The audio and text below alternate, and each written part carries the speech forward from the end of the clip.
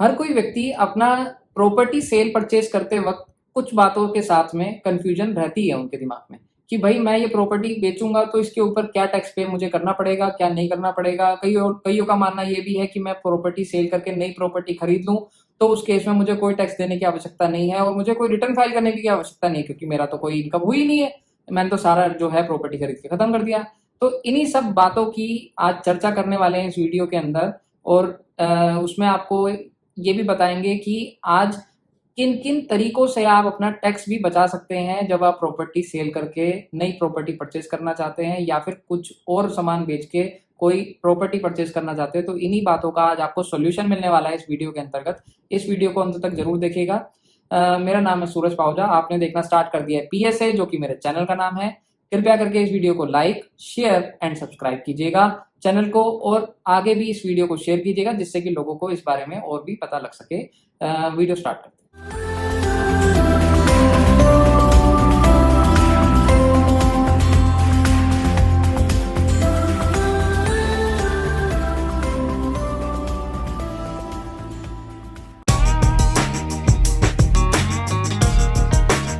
Capital assets कई प्रकार की होती हैं, जैसे कि हमारी प्रॉपर्टी हो गई, गोल्ड हो गया, हमारी कोई स्कल्पचर हो गई, आर्ट पेंटिंग हो गई।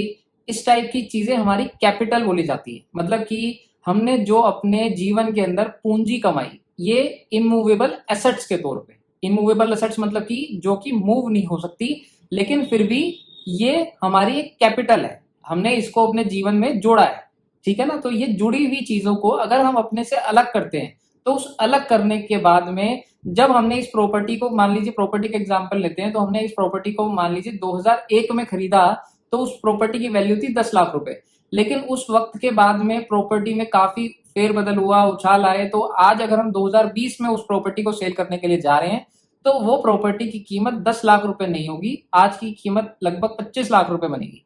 अब इतने वर्षों तक अगर हमने इस प्रॉपर्टी को रखा है तो इनकम टैक्स डिपार्टमेंट भी समझता है कि इस प्रॉपर्टी की वैल्यूएशन में चेंजेस आए होंगे, जिस कारणवश वो हमारे को एक इंडेक्सेशन का बेनिफिट प्रोवाइड करता है, जिसके कारण कि हमारी जो प्रॉपर्टी है, हमारा इंडेक्सेशन का अगर फाइनेंशियल ईयर 19-20 का रेट देखा जाए तो वो है 2.89 गुना।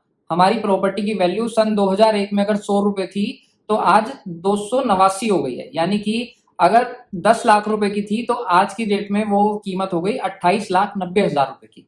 तो एक तरीके से 3 गुना रेट हमारे 2001 से आज तक में बढ़ चुके हैं। हमारे इंडेक्सेशन में 2001 को बेस रेट माना गया है, बेस ईयर माना गया है, जिसके अकॉर्डिंगली हम इंडेक्सेशन जज करते हैं। सर, हमारी एक क्वेरी है कि अगर हमारे जो इंडेक्सेशन का बेनिफिट हम 2001 से नहीं पीछे से लेना चाहें तो उस केस में क्या होगा। मैंने तो प्रॉपर्टी पता नहीं 1920 में, 1940 में, 1960 में ऐसे टाइम पे खरीदी थी, तो उस केस में आपका इंडेक्सेशन का बेस ईयर 2001 कंसिडर होगा। आपको 2001 की फेयर मार्केट वैल्यू पता करनी होगी और उस फेयर मार्केट वैल्यू के अकॉर्डिंगली आज का रेट कैलकुलेट करके इंडेक्सेशन का बेनिफिट लेना होगा। ठीक है। तो बेसिकली हम लोग बात कर रहे हैं कैपिटल गेन की। कैपिटल गेन हमारा अराइज हुआ हाउस प्रॉपर्टी को सेल करके, यानी कि हमारे अपने घर को अगर हम आज की डेट में बेचते हैं, जो कि हमने कई समय पहले खरीदा था, हम बेस ईयर मानते 2001 में, जिसकी वैल्यू 10 लाख रुपए थी, और आज हम उसको बेचने जा रहे हैं तो उसकी कीमत 28,90,000 रुपए है। तो उस 28,90,000 रुपए वाला घर हमारा बिका एक्चुअल में 35 लाख रुपए का। तो उस 35 लाख रुपए के अंदर जो हमारा बेनिफिट आया 6 लाख रुपए के आसपास का, 6,10,000 रुपए का, तो वो 6,10,000 रुपए हमारा निकल के आया कैपिटल गेन। ठीक है। तो ये इस कैपिटल गेन के ऊपर हमारे को टैक्स देना होता है। अब इन्होंने डिफाइन किया कि कैपिटल गेन जो है वो 2 प्रकार के होते हैं और एसेट भी हमारी 2 प्रकार की होती है। क्या एसेट? शॉर्ट टर्म और लॉन्ग टर्म।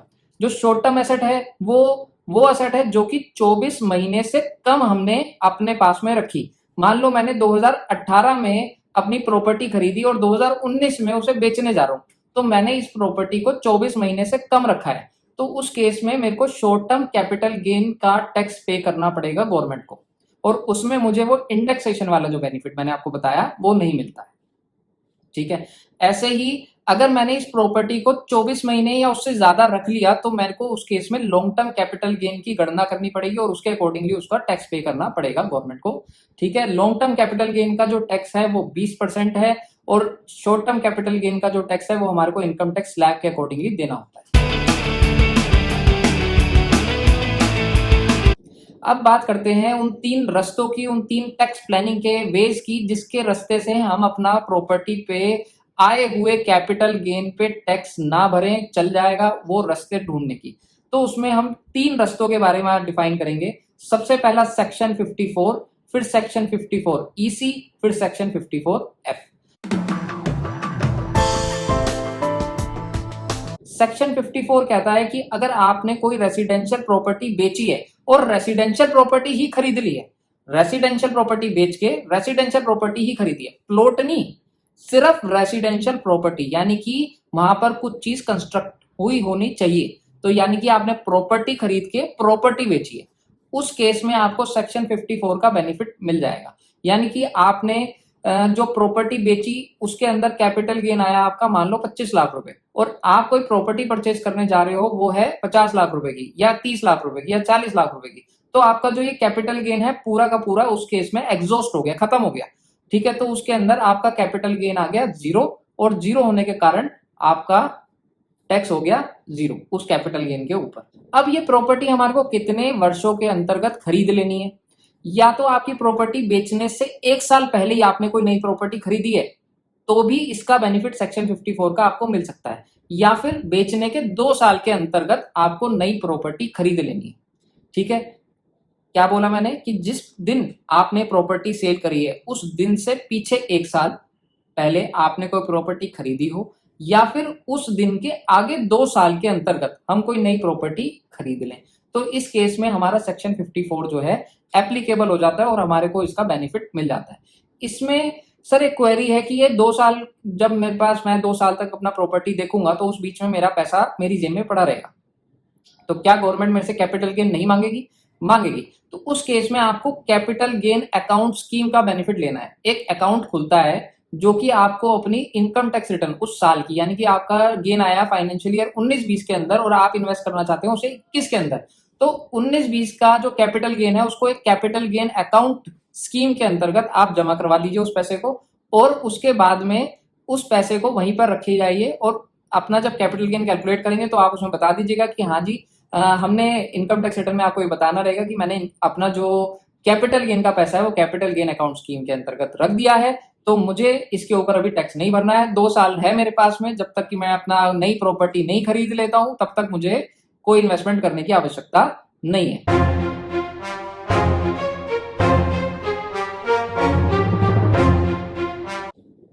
एक सेक्शन 54 के अंतर्गत एक छोटी सी बात और की गई है, एक एग्जाम्पशन की, कि मान लीजिए आपके पास एक प्रॉपर्टी थी जिसे आपने अभी अभी सेल किया है और उसको बेचने के बाद में आप 2 प्रॉपर्टी का परचेज करना चाहते हो, तो वो दोनों प्रॉपर्टी के अंतर्गत अगर आपने वो पूरा कैपिटल गेन का जो पैसा था वो इन्वेस्ट कर दिया तो भी आपको सेक्शन 54 का बेनिफिट मिल जाएगा।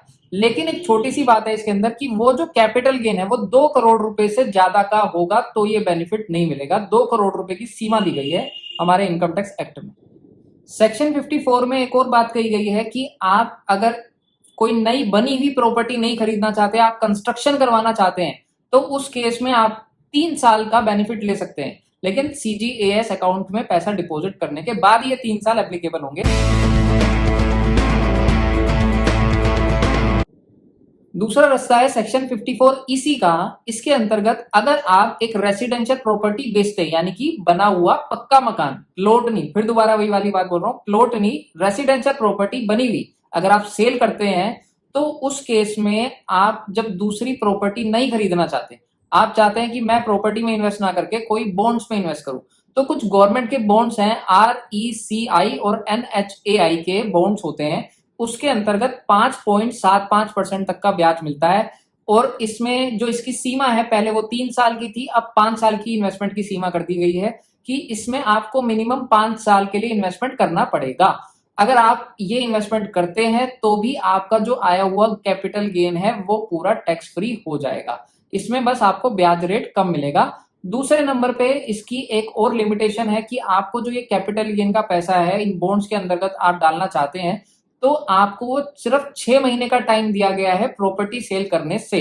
यानी कि आपने 1 अप्रैल 2020 को प्रॉपर्टी अगर सेल करी है, तो यानी कि आपको सितंबर के महीने तक यानी कि आपको जो है इन्वेस्टमेंट कर देनी है इस बॉन्ड्स के अंदर। इसके अंदर आपको कैपिटल गेन अकाउंट स्कीम का बेनिफिट नहीं मिलता है, क्योंकि इसमें टाइम लिमिट ही 6 महीने है और हमारा कैपिटल गेन अकाउंट स्कीम का पैसा हमारे को रिटर्न फाइल करने से जो है पहले पहले जमा करना होता है, तो इसलिए इसमें CGAS का कोई बेनिफिट नहीं दिया।